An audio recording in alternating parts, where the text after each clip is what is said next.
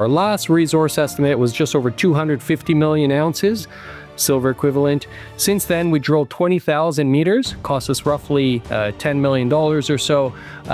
And now we've increased the size of the resource to 350 million ounces on a silver equivalent basis. And so this is a large resource now. This is Kaiser Johnson with Liberty and Finance, and these are the Miles Franklin Weekly Specials for August 4th through August 11th, 2025, while supplies last. First this week, backdated 1-ounce Canadian silver maples are just $2.89 over spot, the lowest premium we've seen on maples in years. Next, backdated 1/10-ounce Platinum Britannia are only $34 over melt per coin. Backdated gold 1-ounce Britannia are just $59 over spot per ounce. And finally, 100-ounce PAMP Silver Bars are only $1.89 over spot per ounce. To order our specials or any of the many other options we have available, call us at 1-888-81-LIBERTY. That's 1-888-815-4237. We're available after hours and on weekends, and we look forward to speaking with you. Welcome back to Liberty and Finance. We're delighted to have this returning guest. John Miniotis is the CEO of AbraSilver. He joins us this Monday, August 4th, 2025. John, thanks for coming back on Liberty and Finance again. Well, it's my pleasure. Thanks very much for having me. It's certainly long overdue, and we've got lots of updates here for you. So yeah, the last time that we had you speaking with our audience was at the Rick Rule Symposium on Natural Resource Investing in Boca Raton, Florida. That was a year ago in 2024. You and I couldn't quite catch up to each other this time at the conference, and you had some pending news that was just about to break, so we wanted to wait until you had it. I re-listened to your recent interview with Rick, which, folks, if you want to see that, you can go to youtube.com and just look up Rick Rule AbraSilver 2025. You'll get to see that interview. But in that interview, you talked about pending results that were about to be released within the next few months, and that was in June. So here we are in August. We're delighted to hear that you're here to tell us about that. So if you could, I guess before we break that good news, let's first remind people, AbraSilver, what your mission is and where your primary resource is located at. Yeah. So AbraSilver, our primary project is called Diablilos. This is a very large-scale, high-quality silver gold project, quite advanced stage. So last year, we announced a pre-feasibility study. We're now working on a feasibility study, a definitive bankable feasibility study, which will be ready in Q1 2026. We're also sort of in the final stages on the environmental permitting side. We expect to receive our permits later this year. So this is really a large-scale, high-quality project, and we're looking to make a construction decision on this next year, before the end of 2026. So I think our team has certainly come a long way through the drill bit, growing this significantly. We'll talk about the updated resource that we just announced. And once again, we've seen very significant growth. But yeah, no, I think we really stand out just given the scarcity of high quality primary silver projects out there. We're in a very, very fortunate position of having one that's high quality, close to surface, in oxides, and we're obviously moving it forward very, very rapidly here. In addition to all of that, the jurisdiction where you're located, I mean, first of all, Argentina is the country's name means, you know, the place where there's silver. And then you mentioned that the specific district that you're in there, you have referred to it in the past as the Nevada of Argentina. Can you tell us about why that's a particularly beneficial place? And actually, it's even become more beneficial recently due to some recent activity by other occupants that are doing work in the area. Yes. Yeah. So Argentina as a whole certainly has been very, very well endowed geologically, lots of mineral resource potential. And I think, yeah, the key there has been the current administration. So President Javier Milei coming in power less than 2 years ago now. And he's introduced this large-scale stimulus incentive regime for new large-scale investments to move forward in a short time frame. And so that's known as the acronym is RIGI, R-I-G-I. This is essentially, again, like a stimulus here near term for the economy, moving forward projects across all sectors, including mining, So if you're making an investment of over $200 million in the very near future, you're being offered currently a 30-year stability agreement, which reduces taxes, eliminates export duties, removes any foreign exchange restrictions. And so this is very, very attractive, very significant. At current gold and silver prices, now, when you run the benefits of this RIGI that are currently being offered using the pre-feasibility study that we announced last year, the benefits to our company would be over $1 billion US in tax and export duty savings over the life of mine, over the 14 years. So extremely, extremely significant. So yeah, there's absolutely never been a better time in our lifetime here to make large-scale investments in Argentina. This new regime here, and we're very, very fortunate to be able to meet those timelines, which we can talk about in a moment. So Argentina is booming, and in particular, as you mentioned, Salta is a very, very attractive mining province. Where we're surrounded by large-scale lithium projects that have recently been brought forward. POSCO is one of our neighbors, multi-billion-dollar lithium project there that's been recently constructed. Eramet's another one. These are within 20, 30 kilometers from us. So, you know, almost literally in our backyard, there's been multi-billions of dollars of new investments. Rio Tinto is advancing their El Rincon project. That's moving forward. That's in Salta. And on the gold side, Fortuna Silver, of course, operates Lindero in the province. So, you know, the province has been bursting here at the seams with new mining investments moving forward. And on the silver side, we're by far the biggest silver project in the province, and obviously the most advanced stage as well. So we're certainly in a great jurisdiction, great country, and sort of a lot of tailwinds here for us, with a lot of positive momentum moving us forward. Another aspect of all of that mining activity in the area that you mentioned in other interviews is the infrastructure that brings, so that you don't have to bear the cost of extending so far from main power or roads, that sort of thing. As you look at your timeline and economics towards production, that's got to factor in beneficially to your plans to be in that neighborhood. That's right. Yeah. So the site has always been quite easy to access. And so again, that's a major benefit for any more large-scale sort of mining project. Key question is obviously what's the infrastructure like in the region? For our site, you fly into the city of Salta, a large international airport there, and then you drive to site. In about 5.5 hours or so, sort of all-weather access road, so year-round, you simply drive to site. So the infrastructure has always been very, very good. Of course, that's been upgraded with POSCO, with Eramet, as I mentioned. Moving forward, there's obviously a lot more trucks on that road now. And, you know, I'd say about half of the road has been fully paved recently. So a lot of infrastructure benefits. And then from our side, we're looking obviously to make a construction decision by the end of next year. We'll be up in production by 2029. And I think there's high likelihood that there could be a grid power extension in place here before that time. And so actually our largest shareholder is the largest utility company in Argentina, a company called Central Puerto. They own 10% of our company, and they're currently working on a feasibility study, finalizing permits, etc., on extending the national sort of grid power line essentially through our project. So extending it from the north and running that down towards the south, and that would be extremely favorable for us. Of course, having a stable grid power connection enables us to save on upfront capex, where we don't have to build our own 20 megawatt power plant, and would also likely have cheaper operating costs as well. We also have sufficient water in the area.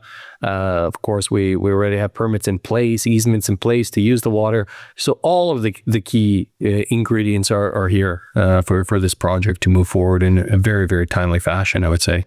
I find that very intriguing that the major power supplier in the area is a major stockholder. It seems that will keep your interest aligned. It has to be favorable for both of you going forward. Talk about a win-win situation together with Argentina under Milei, trying to rapidly increase the productivity of its economy.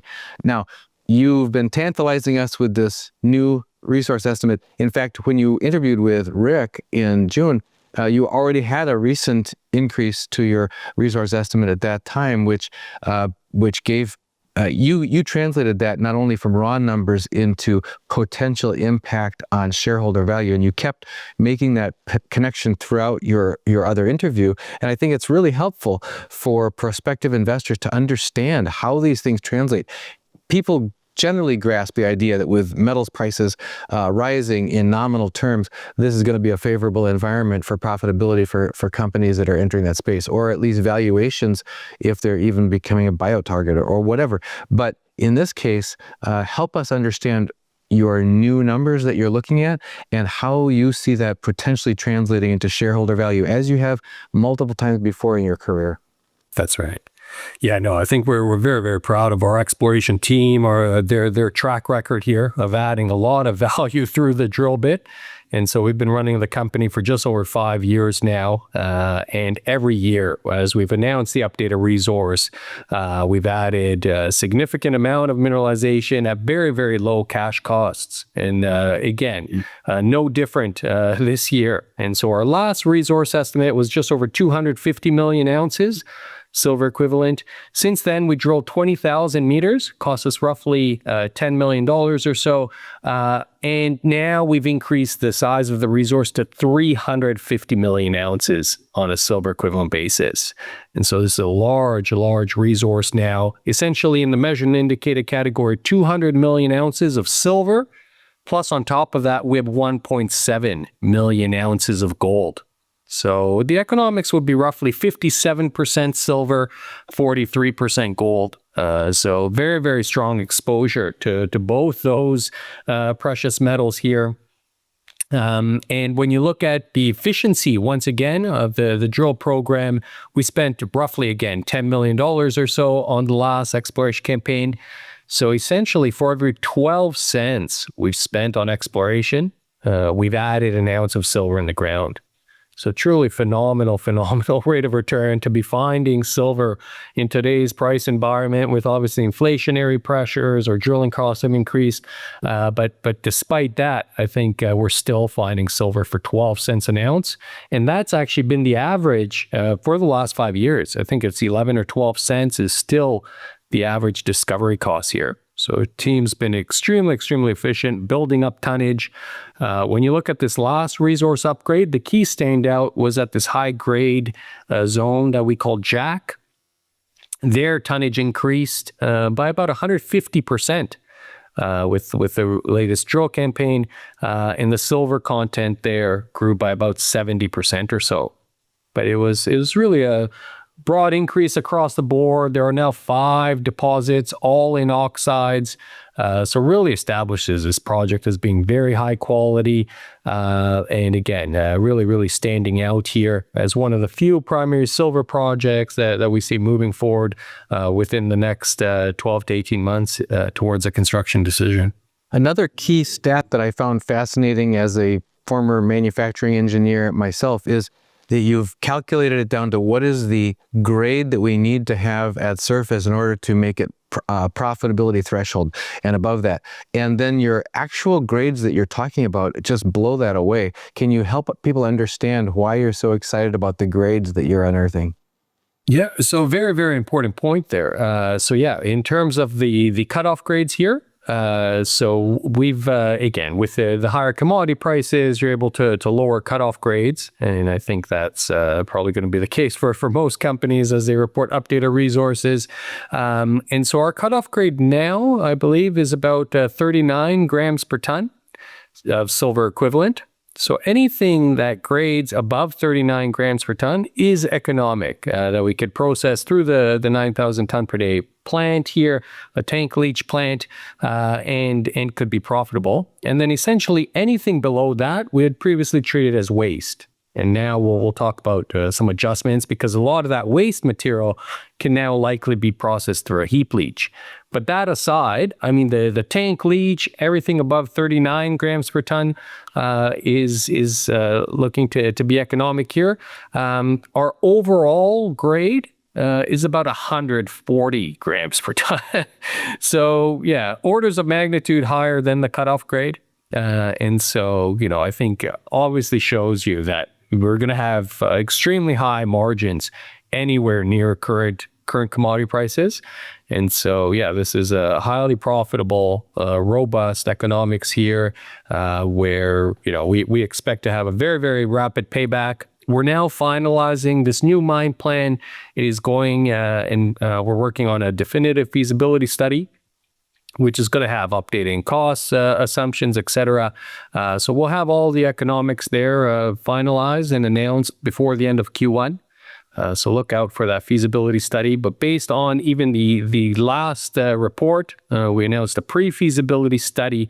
Your all-in sustaining cash cost was still under $13 an ounce. So for every silver ounce that we produce, costs us roughly $13 an ounce. And so at today's high margins, with silver approaching $37 or so, exceptionally high margins. Now, you've got grade, you've got jurisdiction, you've got resource size. You keep expanding that, which means you've got an engineering team that is, as Rick has said, they're showing predictability, meaning that they're understanding the geology and the resource enough to be having a remarkable track record at finding what they're looking for at the places that they're looking for it, which shows a real understanding of the deposit itself. But we haven't talked about management team. That's another thing that, and balance sheet. Those are two things that we haven't talked about that Rick always makes sure that he understands well before personally investing in this company, as he has, AbraSilver. Rick is a shareholder, and inviting them to speak at the conference. That's why you've been there 2 years in a row at least. Can you talk to us about the management team, experience and track record, as well as the balance sheet of the company, so that prospective investors on our audience can be aware? Yes. Yeah. So, I think the thing that stands out about our company is we have an extremely lean and efficient management team as well. So myself, of course, I've been in the industry now for over 20 years. I started off on the corporate development side, worked for some large companies, worked at Barrick Gold, then went on to the research side of things. Worked at Bank of Montreal, BMO, as well as some other boutique investment banks. Then I came back on the corporate side, doing corporate development and investor relations. Worked for about 6 years or so at Lundin Mining, and then left there to join a new startup called Orico Metals. And Orico Metals was a new spin-off that was being listed. I was the head of corporate development for that company. And within 2 years, we took that company from essentially a spin-out and sold it for $300 million in cash to Centerra Gold. So it was a big win for shareholders. And I've been running, of course, now ABRA for over 5.5 years. Very good fortune to being surrounded by phenomenal sort of professionals around me. Dave O'Connor, of course, is our chief geologist. He's based down in Salta in Argentina. He's in his sort of mid 70s, so 40, 50 years almost of experience there. He's seen, made lots of discoveries all across the planet, from Australian Olympic Dam to a number of discoveries in South America, even in Africa as well. So a ton of experience, Dave, and the current team at site. And obviously, again, over the last 5 years, I think their track record here speaks for itself. We've been finding ounces for 11 cents an ounce. And then last year, we hired our Senior VP Projects and Development, Jeremy Wayland. He's now running the DFS, and he ran the updated pre-feasibility study for us. Very, very experienced professional as well. He's an engineer. We hired him from Lundin Mining. He was sort of the interim head of Corp of technical services there. And then prior to that, he worked at Kinross as well, based down in South America, in Chile for Kinross. So a lot of experience. And of course, on the consulting side, right now, the feasibility study is being completed by Worley, a marquee engineering firm. So we're working hand in hand with them to deliver a high quality study and have this project ready for a construction decision again before the end of next year. So really transitioning away from being a pure explorer to soon to be a developer here with a very high quality project that we're moving forward. You mentioned the major investor on the part of the utility company. what about the balance sheet strength of the company and its investors? A great question. So I think earlier this year, we raised $60 million Canadian. And that was, again, our large strategic investors, including Central Puerto, the large utility company in Argentina, and Kinross Gold, which invested in us for the first time last year.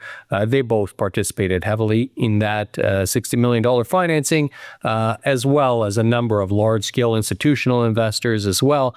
And so we're fully funded to take this to a construction decision, essentially. And so we're fully funded to complete the 20,000 meter drill program that we're working on right now. We're finalizing, obviously, the feasibility study, et cetera, getting permits in place. So we're fully funded until sort of midway through next year. As of today, we have roughly $40 million Canadian cash. So it lasts us more than 12 months. And next year is the big looking at project financing options. Do we bring in a partner? Do we look to build 100% of this on our own? Obviously, we're evaluating all options at the moment. And so we'll make a board decision there later this year. And next year, look to sort of finalize the project financing package to be able to move this forward into construction. On the point circling back to shareholder value, you have personally a track record of building shareholder value in the companies that you've been associated with. Can you help us translate some of what you've found about your new resource estimate and what was already revealed in your pre-feasibility study to help us understand what is a realistic ballpark range of expansion of shareholder value that represents? How does that translate into shareholder value? And then when you get done with that, I'm going to ask you to, what about the multiplier change when you move in a maturity stage from a exploration and a company into a development company? What does the market typically reward shareholders for there? So first, if you could just talk about how this expanded resource estimate translates into shareholder value. Yeah, no, great question there. I think obviously we don't have the final mine plan announced yet. That's all going to be in the feasibility study. But when you look at the analyst models, I think this resource estimate outperformed all expectations. So we have 4 analysts covering us: National Bank, Beacon, Scotiabank, Raymond James. So high quality firms there on the research side.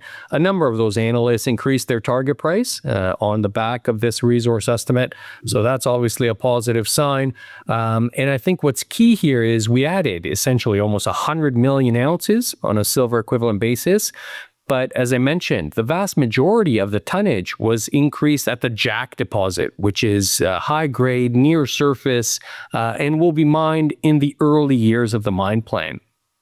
And so it's important for investors to distinguish that. I mean, you could oftentimes increase a resource, but you're not really adding value if you're just adding lower grade ounces that come in at the end of the mine plan. So we already had 14 years here already. The goal wasn't to increase that to 20 and add 6 more years, because when you discount that value, it's oftentimes negligible. But here what we've done is I think, increased the front end, the front half of the mine plan. So Jack, this high-grade deposit, only had a 3-year mine life initially in the pre-feasibility study. Now, with tonnage increasing by 150%, we're expecting the mine life is going to more than double there. So we'll be mining from this high-grade area now. Jack would likely have a 6, 7, 8-year mine life here. So that's really going to help out with the economics. And same with Oculto. Oculto is the main deposit where we were able to drill and add some high quality gold and silver ounces at Oculto. We think that's going to have quite a significant impact on the economics for the feasibility study. So yeah, I think, hundreds of millions of dollars, I think in additional value have been added when you're going to ultimately compare the updated mine plan that's going to form the basis of the feasibility study compared to the pre-feasibility study. And so, yeah, we'll have to wait to have that study announced to be able to make that final comparison. But it's certainly a significant amount of value when you look at adding 100 million ounces of silver equivalent sort of measure and indicator resource here, and knowing that a lot of those represent extensions that are going to come in and impact the first half of the overall mine plan. And then that second question that I warned you was coming, Rick always talks to us about, he discerns how well each company is finding answers to the major questions that are unanswered and need to be answered. One of those is being able to move forward from the exploration stage into development, because that takes you down the risk funnel into greater profitability and lower risk for investors. What does the market multiplier usually shift as you make that transition as a company, so that prospective investors should realize the advantages to them of getting involved before that happens rather than afterwards? No, so I think we are in a very, very unique position here, because we're advanced stage. And so meaning we're still an explorer, of course, but within the next 12 months, we're going to have for sure the permits, the EIA permits, environmental permits approved and in place, ready for construction, completion of our feasibility study. As I mentioned, that's coming by the end of Q1. And we're going to have the stability agreement with the RIGI application approved in the first half of 2026 as well. So in less than 12 months' time, I think we have all three criteria in place needed to then take this project towards sort of a construction decision. And I think, it's very clear. As companies de-risk the project, advance, I think right now, based again on analyst consensus prices, we might be trading at about 0.7 times our net present value based on the analysts' sort of estimates. When you look at some of the recent peers that have been acquired, these are producing single asset producing companies. There's been quite a number now. So there's been 3 over the last year or so. All have been acquired: Silvercrest, Mag Silver recently, and Gato Silver as well. And when you look at the consensus NAV multiple for those acquisitions, they're between 1.5 times NAV to 2 times NAV, the analyst consensus NAV. And so we have a lot of re-rating to do. Not only will our NAV increase as we announce these updated studies based on the updated resource, etc. So we expect the net asset value to increase, but also the multiple that the market ascribes to that net asset value could essentially double as we get into construction here and ultimately into production. So there's certainly a lot of valuation upside here that we're looking to sort of deliver for our shareholders as we ramp this up through construction and ultimately into production here within the next few years. Well, John, we're going to put, of course, contact information for the company in the description of this video, so that our audience, our subscribers and viewers can follow that to get to the corporate website and find what resources they can find there. Any other tips from you if they want to find out more about ABRA?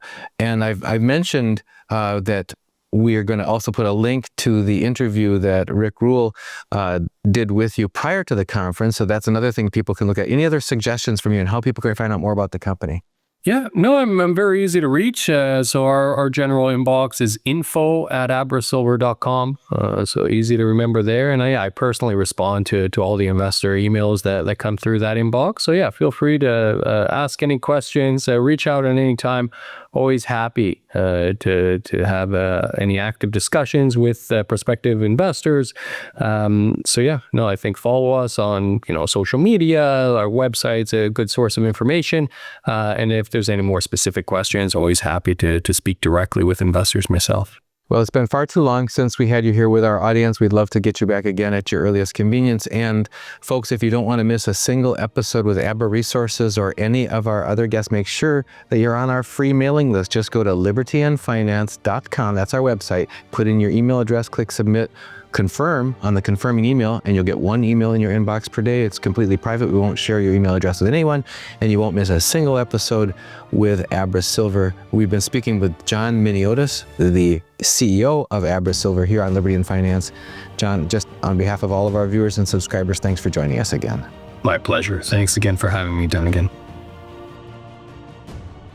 This is Kaiser Johnson with Liberty and Finance, and these are the Miles Franklin Weekly Specials for August 4th through August 11th, 2025, while supplies last. First this week, backdated 1-ounce Canadian silver maples are just $2.89 over spot, the lowest premium we've seen on maples in years. Next, backdated 1/10 ounce Platinum Britannia are only $34 over melt per coin.